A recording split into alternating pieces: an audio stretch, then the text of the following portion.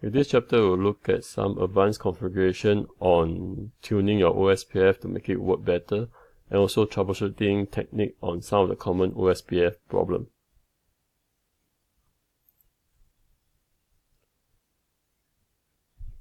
Okay, first, we'll look at some of the advanced single area OSPF configuration. Okay, OSPF can be run on many types of networks. Okay, for example, point-to-point network, where across one network there's only 2 points. Okay, so this is a typical point-to-point network over a serial link. Or it can be a broadcast multi-access network, for example Ethernet. Okay, Ethernet is the most common example of broadcast multi-access network. So in this network there are multiple points in the same network, and they are sharing the same broadcast domain.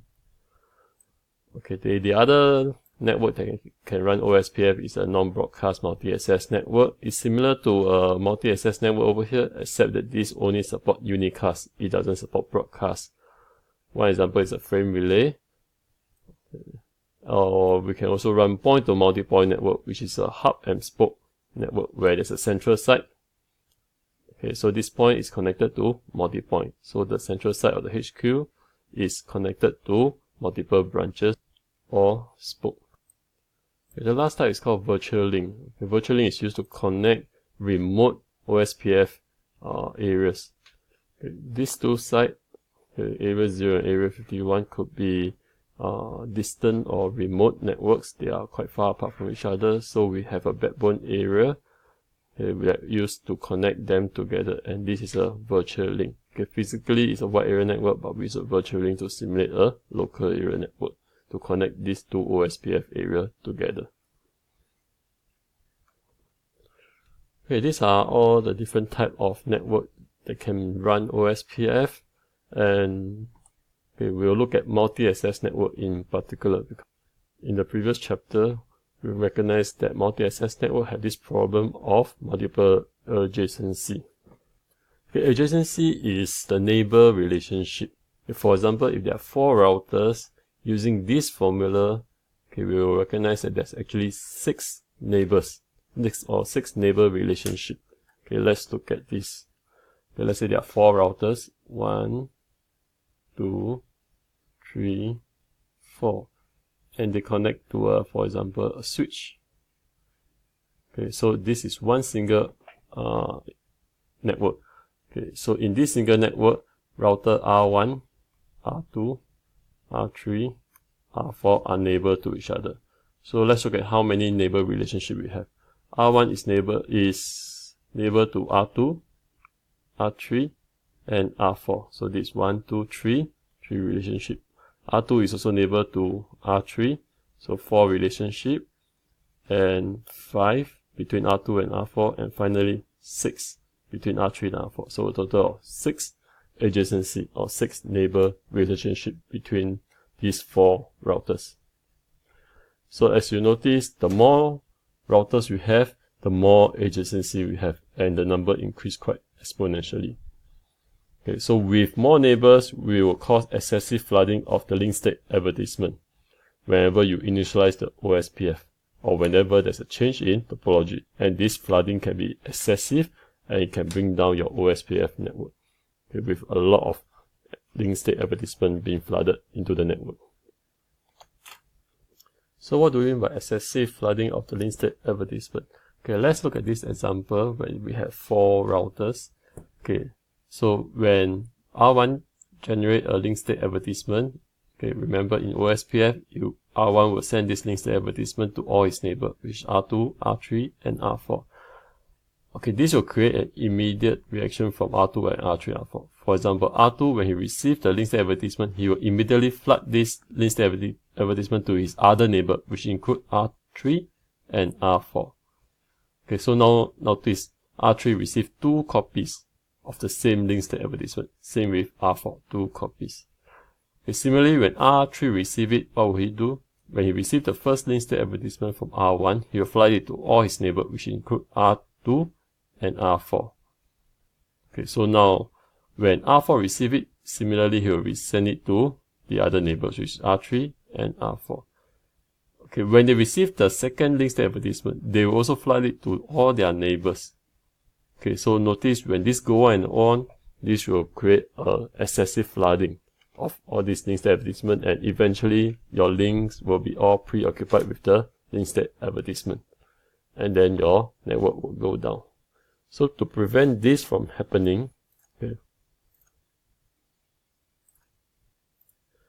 we create something called the DR and BDR. The DR is called the designated routers.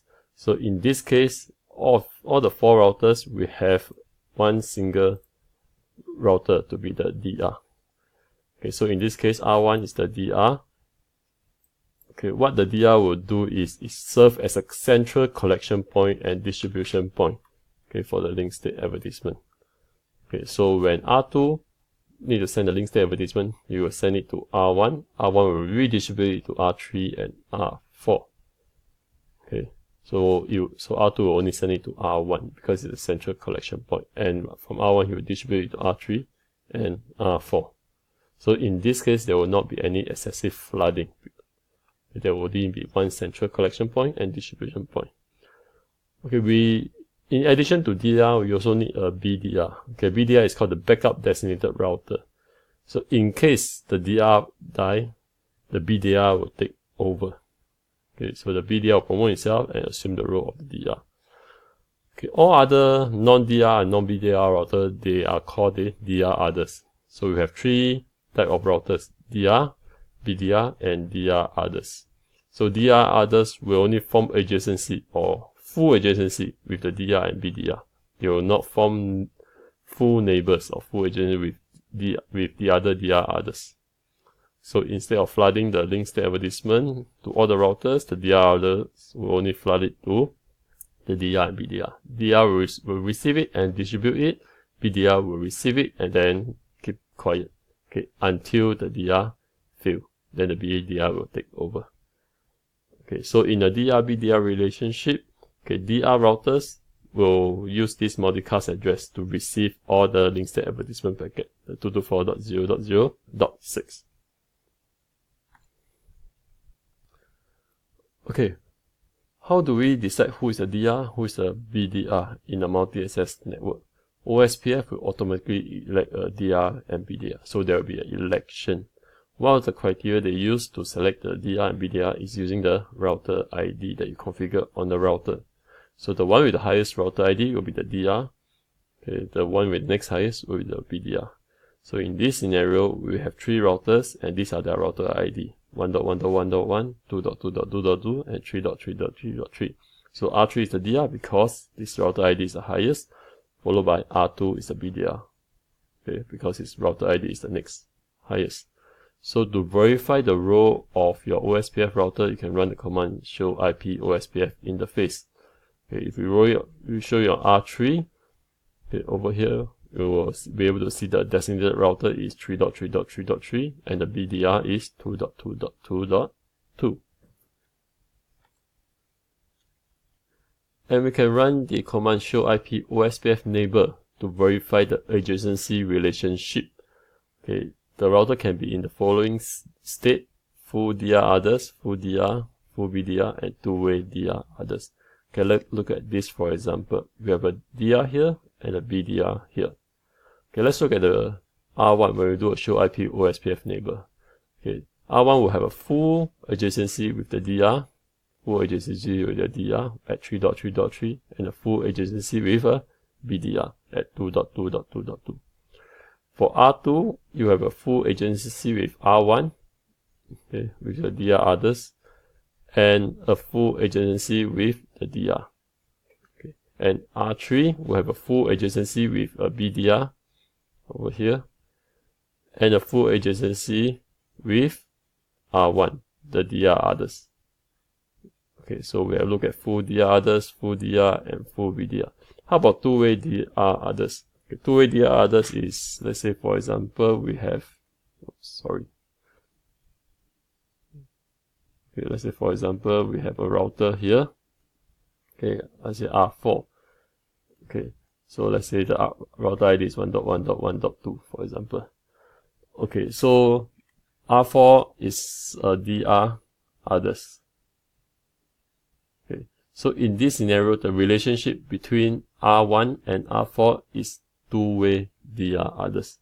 Okay, they will not form a full adjacency because both of them are DR others.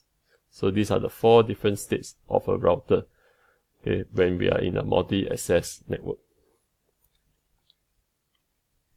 Okay, router ID is not the only way to determine who is a DR and who is the BDR. In fact, okay, the one that will determine it is the interface priority. Okay, you will set the interface priority of the router on the interface that's connected to the multi-access network. The router with the highest interface priority will be the DR. This interface priority can be any number between 0 to 255. Okay, the default is 1. If you didn't set the interface priority, so everyone, all the routers have a default priority of 1, where the priority are all equal, then we'll look at the router ID. Whoever has the highest router ID will be the DR, followed by the next one, the BDR. So first we'll look at interface priority, then followed by the router ID. Okay, if the interface priority are equal. Okay, to determine who is the DR, who is the BDR. Okay. So router ID, previously okay, if you remember in the chapter on OSPF, router ID can be manually configured, and if you don't manually configure it, it will be determined by the highest loopback IPv4 address. If no loopback interface are configured, then they will take the highest active IPv4 address. Okay, just a note for IPv6 network, although we have no IPv4 addresses, then the router ID must be manually configured with this command. So there's no more option for this in IPv6 network. You must manually configure router ID. Otherwise, OSPF version 3 for IPv6 will not start. Okay, now let's look at the DR/BDR election process. Okay, remember, once the DR is elected, it will always remain as the DR until it dies, or the process of the DR die or stop, or the multi-access interface, the interface that is connected to the multi-access network of the DR fail or shut down. Then we have a re-election.